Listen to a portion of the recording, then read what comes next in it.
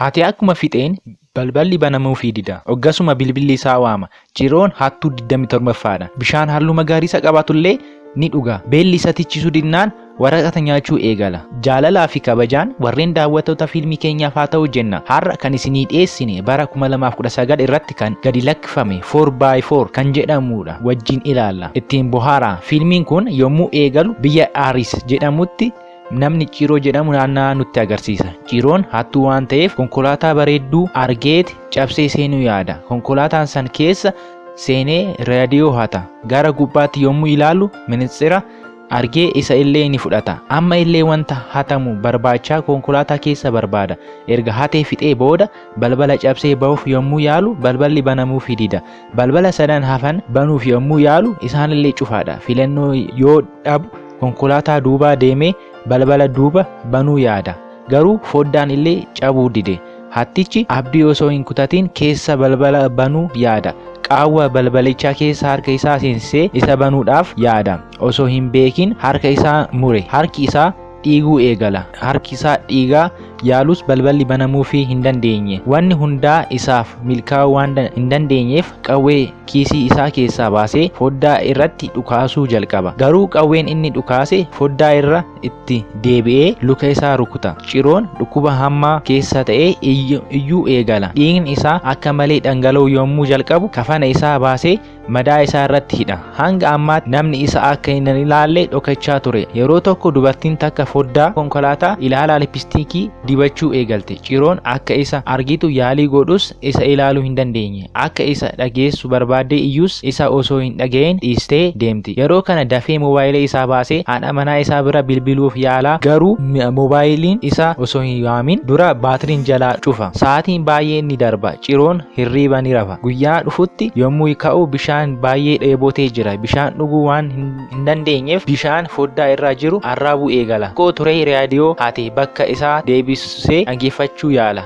Raadiyoon irratti sirbi inni jaalatu eegala. Isa wajjin sirba osoo hin beekin daqiiqaa muraasaaf bakka inni jiru irraanfata. Sirbi banamee bakki amma Ciroon jiru baay'ee wal fakkaata ta'a. Bishaan foddaa uwwifamee fi teessoo garagaranii sirba dubbatudha. Sirba erga dhageen booda humna godhatee wanta adda addaan balbala banuudhaaf yaala. Jidduu kanatti bilbilli tokko ni waama. Iyyaa kan jiru raadiyoodha. Ciroon bilbila yommuu kaasu namichi tokko haasa'uu jalqaba. Namichi Dr. Eric Ferrari akka jedhamu itti himee of beeksisuu eegala. Gara konkolaataa kiyyaa baga nagaan dhufte jedhaan. Abbaan konkolaataa kanaa isa akka ta'ee fi kanaan dura yeroo 28tiif konkolaataa isaa akka hattame itti hima. Ciroon hattuu 29ffaadha. Haasaa namichaatiin baay'ee kan aare Ciroon aariidhaan akka namichi gadi lakkisuu itti himu eegala. Eric garuu us jedhii na dhagaye jedhaan. Achumaan Eric konkolaataan isaa 4x4 jedhee akka waamuu fi moobaayila isaa wajjin akka wal qabatu moobaayila isaa fayyadamee konkolaataa alaan cufuu akka danda'u itti hima. Konkolaataan akka qawween hin urree fi keessaan akka banamuu hin dandeenye itti hima. Sagaleen alaa gara keessa fi keessaan gara alaatti akka hin dhageessisu. Foddaan hundinuu keessaa gara alaatti malee alaa gara keessaatti hin agarsiisu. Qawween kan uruu danda'u kuusaa nadaajii qofa. Nadaajiin leetara 120 waan of keessaa qabatuuf wanna isaatiif hin tolle yoo yaale nadaajii fayyadamee akka dhukaasuu danda'u itti hima. Ciroon rifachuudhaan dhaga'aa jira. Eric haasaa isaa itti fufee jira. Eric ilmeesiyaa keessa akka dhalatee amma waggaa 60 akka ta'ee fi haati manaa isaa akka duute itti hima. Jireenya jiddu galeessa keessa akka jiraatuu fi duraan daa'ima ta'ee hattuun homtuu waan hin jirreef balballi alaa isaanii osoo hin cufamin akka buluu itti hima. Jireenya amma jiru baay'ee kan ulfaate ta'uu isaa irraa kan ka'e jireenya daa'imummaa baay'ee yaada jedheen.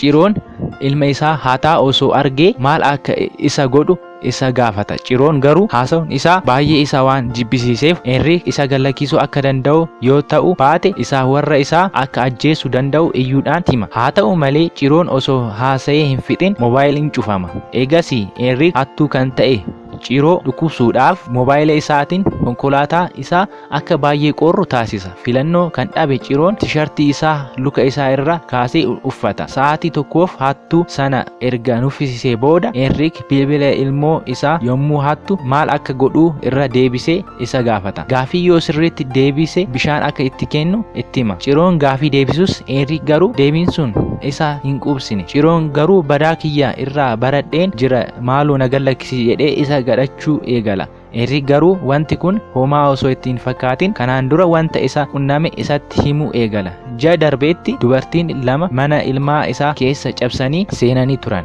Henrik ilma isaa wanta akkanaa keessa yommuu jirtu maal gochuu akka qabdu baay'isee ishii leenjisee ture. Ija namoota sanii arguu akka hin qabnee fi yeroo hundaa wanti kennitu qabaattee akka ejjattu itti hima ture. Akkuma inni itti hime gootus hattoonni sa'aatii 3 qawwee ishii irratti qabatanii akka turan itti hima. Oduu isaa baay'ee kan aare Ciroon yaada osoo jiru konkolaataan tokko isa bira dhufee ejjeta. Yaada kana guutamee Ciroon yaada poolisii harkisuudhaaf yaadus poolisiin garuu waraqaa adabbii konkolaataa irratti kaa'ee deema. Sa'aatiin baay'een booda Henrik deebisee bilbila. Ciroon maqaan isaa guutuu fi lakkoofsa ID isaa yoo itti hime bishaan akka itti kennu itti hima. Ciroon waliigalee erga itti hime booda bakka bishaan jiru isatti agarsiisa. Bishaan halluu magariisa qabaatus eebuudhaan kan gubate Ciroon bishaan dhuguu jalqaba. Ammallee Ciroon baay'ee beela'ee jira. Yeroo xiqqoon ture madaa isaa yommuu argu gara halluu magariisaatti jijjiiramee jira. Mataa isaa waan dhukkubeef tureef Henrik isaaf yaadee kan qilleensa ho'isu baneefi. Henrik innillee akka dhukkubsatee fi itti hima. Henrik innillee akka dhukkubsate itti hima. Dhukkuba hamaa kaansarii waan qabameef waggaa tokkoon booda hin du'a jedhanii akka itti himan itti hima. Henrik osoo addaan hin kutin haasa'uu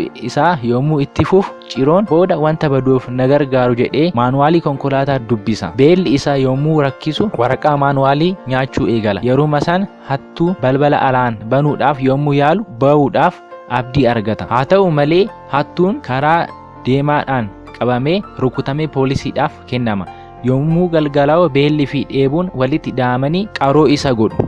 Biyya lafaa keessa qabeenyi xiqqoon jiru osoo nama hundaaf hiramee namni hunduu isa gahuutti jireenya isaa jaalachaa akka jiraatu yaada dubbata. Biyya lafaa rakkatuudhaan kan guutame yommuu taatu sooressonni seera isaanii tolu lafa irra kaa'anii jiru.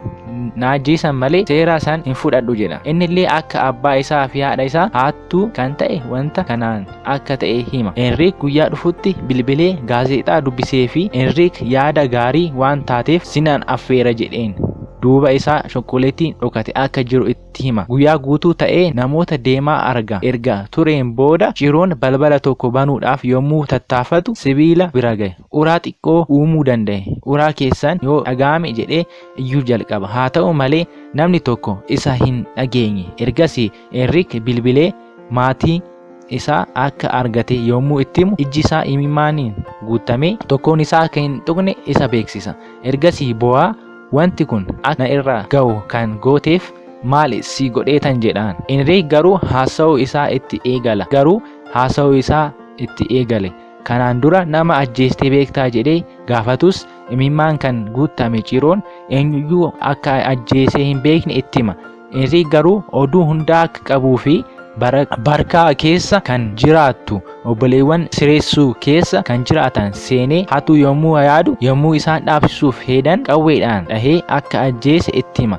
Yeroo biraa illee jaarsa konkolaataa oofuu akka rukkutee ajjeese akka beeku itti hime. Xiqqoo ture Ciroon humna aduutiin moobaayila isaa chaarjii godhee haadha manaatiif yommuu bilbilu haati mana isaa silkii hin kaastu. Wanta hundaa haasee wanta inni balleesseef dhiifama gaafachaa ergaa haasawaa ishiidhaaf ol keessa. Ijji isaa hanga dhukkubutti erga boo'een booda konkolaataan kan kaasuu yommuu tuqu konkolaataan ni ka'a. Haala nama dinqisiisuun konkolaataan yommuu irra deddeebi'anii tuqan ka'a. Maarshii duubaa jiruudhaaf yommuu yaalu hin hojjetu. Waan kana ta'eef gara duubaa deemuudhaaf dirqisiifame. Dandafee gara duubaa deema. Yaada namoota harkisuudhaaf poolii wajjin wal rukuta. Rukuttaa kanaan aarbaasiin duubaa banamee Ciroon homaa osoo hin ta'in hafa. Foddaa duubaan deemee nyaata ajajee nyaachuu eegala. Jireenya isaa keessa nyaanni akkanatti itti mi'aayee hin beeku. Maanejerichi dhufee ammuma akka nyaata saniif kafalee ba'u itti hima. Yommuu kana Ciroon aaree maanejericha rukutee ajjeesa. Haa ta'u malee wanti kun hundi abjuu ture. Ammallee konkolaataa keessa akka itti cufamee jira. Henrik irra deebisee yommuu bilbiluuf yoo na gallakkisu baate ofaan ajjeesa jedhee itti hime. Enriik homaa itti hin fakkaanne Ciroon afaan isaa qawwee ol qabatee of ajjeesuu yaala. Haa ta'u malee qawween isaaf hojjechuu dhiisa. Enriik hattuu sanitti kolfa. Fuuldura isaa akka dhufe itti hima. Ergasii Enriik konkolaataa keessa ni seena. Ciroon baay'ee waan dadhabeef baqachuudhaaf humna dhabe. Wallaanee fi booda silkiin hojii isaaf bilbilame haasa'u yommuu eegalu Ciroon kan rafe fakkaatus qawwee itti dhukaasee isaaf milkaa'uu dhaba. Ergasii akka ta'ee konkolaataa keessaa bahee miliquudhaaf yaala. Erga ala bahee booda namoonni gara isaa dhufanii akka gargaaran gara samiitti dhukaasa. Haa ta'u malee Enriik isa bira gahee gara lafaa kuffisa. Gara konkolaataa deebisuuf yaala. Poolisiin takka isaan ilaaltee doktaricha akka qawwee gatu isa gaafata. Miidiyaa irratti illee oduun ni dhaga'ama. Poolisoonni isaan marsanii Enriik Ciroo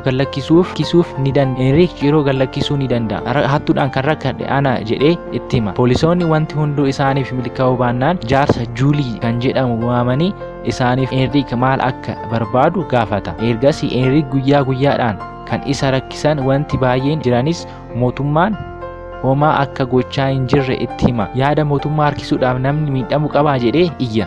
Namoonni illee yaada Enriik dhugaa qaba jedhanii iyyuu eegalan. Juuliyaan abdii osoo hin kutatin Enriik wajjin haasa'uu itti fufe. Dhuma irratti isa amansiisee Ciroo gallakkisuuf walii gala. Poolisoonni Ciroo qabatanii Enriik harka isaa poolisiidhaaf akka kennu jaarsi gaafate. Garuu moobaayila isaa irra alaarmii lakkaa'u erga kaa'ee booda Enriik konkolaataa keessa seena. Juuliyaan boombii ta'uu danda'a jedhee hundinuu gara duubaatti akka deebi'an isaan gaafata. Konkolaataan dhoo'ee Enriik keessa akka ta'e du'a. Namni hunduu du'a Enriik baay'ee akka gadde nutti agarsiisa. Fiilmiin kun ni dhuma. Fiilmii kan akkanaa argachuudhaaf subscribe sheerii godhaa. Waan na dhaggeeffataniif galatooma. Horaa bulaa jennee jirra.